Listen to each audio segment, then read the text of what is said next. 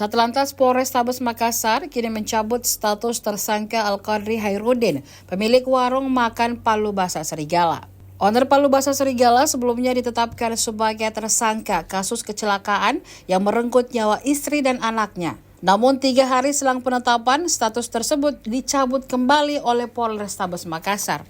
Kapolrestabes Makassar, Kombes Pol Muhammad Ngajib mengungkapkan, status tersangka dicabut setelah dilakukan upaya restoratif justice oleh pihak kepolisian dan keluarga. Ngajib mengatakan keluarga korban serta pihak lainnya yang terlibat dalam kecelakaan tersebut berharap agar dapat diselesaikan secara restoratif justice atau tanpa pengadilan. Pihak keluarga meyakini kejadian tersebut merupakan musibah yang tidak disengaja dan berharap tidak ada pihak yang harus dijerat secara hukum dalam peristiwa tersebut. Ngajib menambahkan proses RJ atau restoratif justice dilakukan setelah persyaratan umum dipenuhi oleh tersangka, disaksikan pemerintah setempat.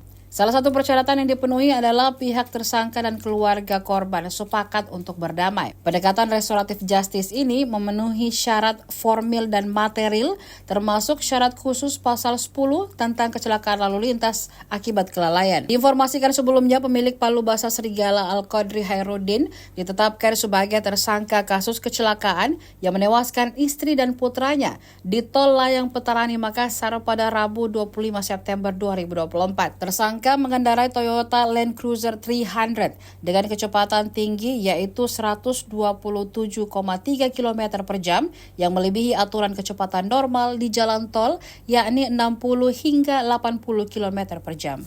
Download Tribun X sekarang, menghadirkan lokal menjadi Indonesia.